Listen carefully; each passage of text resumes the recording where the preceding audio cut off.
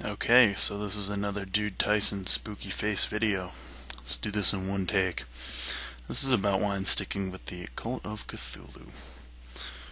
When someone joins a group, there's often this implicit awareness among all parties that it could be a very temporary arrangement. Both sides want to feel each other out. Actually, I join groups all the time. Not occult groups, activist groups. Usually when I do so, it is mainly to entangle the group in my evil Marxist tentacles, spreading the giant Cthulhu monster of growing Bolshevik organization and consciousness. While I'm not hiding my views or keeping silent about them, I have to say I am having the very bizarre experience of joining a group for the normal reasons. I'm in the Cult of Cthulhu to work on myself for the sheer sake of doing so. It's strange and new and refreshing. For the foreseeable future, the trial period is over and I'm sticking with the CoC. First off, there's the general theological issue of belief in something like magic. I'm not going to go deep into that, but check out my first blog post on the social network, which goes into a scientific explanation of interaction between neurons and quantum physics. I will here cockily take credit for the new moniker of the cult as a quantum religion. Some credit. Anyway, as far as magic, the Cult of Cthulhu has a balance of having people who know magic and take it seriously, while at the same time not being too pushy about it, and being relatively open to newcomers like me, unlike some more strict and insular groups. Second, I think Cthulhuism overcomes some issues which I have with the Satanist scene. In fact, I think Cthulhuism does Satanism better than many Satanists do. A lot of what is obnoxious about many Satanists is that, while I don't have any problem with adversarialism, some Satanists let go of the other constructive facets of the religion. This causes them to channel all their energies into adversarialism, which is an epic failure. They forget about the Ubermensch type self-construction. If they don't believe in magic, well, that's one less thing that they're focused on and channeling their energy into. And the people who don't believe in magic often feel even less motivation to perform rituals. So without magic, ritual, and self-construction, Satanism just has being angry at other people and fighting other people. So that's an epic failure.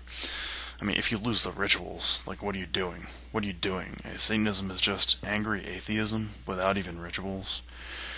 You're probably just better off reading, like, French existentialist literature, which is good, by the way.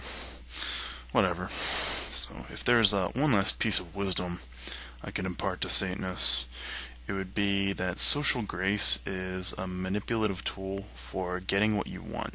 So consider polishing those edges. There's nothing scarier than a socially functional, smiling people person who helps everyone feel comfortable and helps them get along with each other while secretly harboring seething hatred and ambition. Now, I'm not speaking from personal experience or anything, but the point of all this is that Cthulhuism retains the adversarialism while placing a heavy emphasis on self-construction and also encouraging ritual and magic. The self-construction is usually expressed through the terminology of the fourth way, but once you get past the jargon, it's pretty user-friendly. I haven't read a single fourth way book in my life. I plan to, but I'm already pretty familiar with the techniques due to my interest in the psychologist Carl Jung and, of course, Nietzsche. Both had a great focus on self-knowledge, facing internal horrors, and the art of self-sculpture unto superiority. This kind of thing is obviously valuable in its own terms. Obviously, for people like me, I'm always looking at another angle. It's, if you're opposed to the political system, this is very crucial, because nothing is going to change if people don't begin to value their own lives and think and act for themselves. As the socialist Eugene Debs said, if I can lead you into the promised land, I can lead you back out again. So an individual and a cult awakening and self-construction is, to me, a mutually reinforcing process with material and social change. I only need to point out the 1960s for that to make sense. Okay, so what has been my experience in the cult thus far? For one thing, I have felt an extra motivation to articulate my thoughts, to focus on improving my ability to enter altered states of mind, and to sharpen my will into the unstoppable force that it tragically used to be. I have felt the challenge of watching eyes. You can say that a true individualist would not need such a thing, would not need those crutches, would not need the presence of others for motivation. Okay, that's fine. I'm doing what I need to do to get done what I need to get done. If you can do it alone, then honestly, I congratulate you on your strength of will. I admit that I'm not there quite yet, or at least that the group gives me a boost. Another thing I've experienced is a touch of guidance here and there, especially in the realm of magic where I'm a total noob. I've also learned a whole pile of random but intriguing things from CoC, who is a trove of wisdom. It's nice to have a female around who has spat in the face of expectations that women should be dumb blondes. She's not just vocal, she's not just intellectual, she's both. Some people might complain that the religion is too small. I would like to see Cthulhuism become a big deal someday, of course. However, the experience of religion should be personal. And I have had the pleasure of personal exchanges in the cult. Yes, the scary face sometimes trips on his words. Okay, I half expected the cult to be pretty authoritarian. It's not. Really, it's like the opposite. Maybe not enough. Actually, I'm nagging people for more cohesion, really. I've argued with the leadership about various things, sometimes behind the scenes, almost always openly. And they listen, and of course I keep in mind one piece of perennial wisdom. When you argue with the leadership of a group, expect an argument back. Duh. Finally, this brings me to the role of that inevitable topic of discussion. Venger. What is Venger? What does he do? Well, Venger is a lunatic who started a religion revolving around horror stories and who calls himself a messiah. He's a total weirdo. And I think this is absolute genius. Venger is kind of built, not exactly chiseled like a Greek statue, but more like a guy I wouldn't want to piss off in a bar. That sounds kind of mundane, but keep in mind the ominous psychological effect such a person has when you actually are in the same place as them. Venger's voice sort of sounds like a stereotypical dad's voice. It's deep and round, but there's also more to it. His manner of speaking is ponderous and plodding. And he looks into the camera like he's looking at you very intently. Taken together, this all has the same kind of psychic undertow as a stage hypnotist. Now, 2 words summarize what I think is the most important value of Venger. Anton LaVey. I believe that Venger Asna Satanas is the modern incarnation of Anton Szandor LaVey.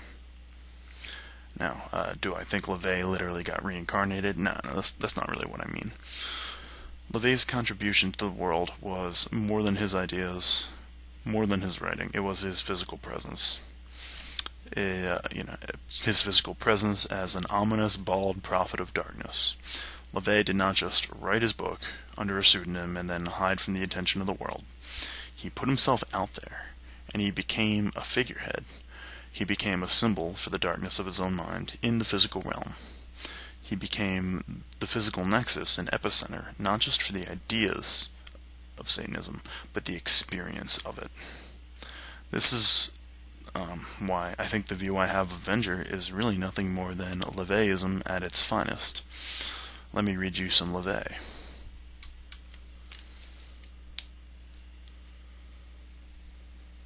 Okay, you all know what that is. I hope you've all seen that before. Okay. Modern man has come a long way.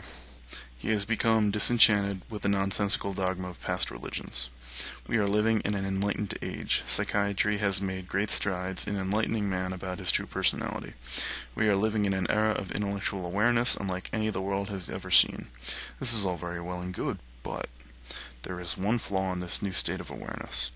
It is one thing to accept something intellectually, but to accept the same thing emotionally is an entirely different matter. The one need that psychiatry cannot fill is man's inherent need for emotionalizing through dogma. Man needs ceremony and ritual, fantasy and enchantment. Psychiatry, despite all the good it has done, has robbed man of wonder and fantasy which religion in the past has provided.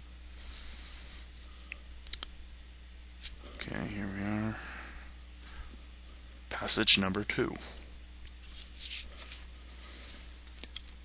The formalized beginning and end of the ceremony acts as a dogmatic, anti-intellectual device, the purpose of which is to disassociate the activities and frame of reference of the outside world from that of the ritual chamber, where the whole will must be employed. This facet of the ceremony is most important to the intellectual, as he especially requires the decompression chamber effect of the chants, bells, candles, and other trappings before he can put his pure and willful desires to work for himself in the projection and utilization of his imagery.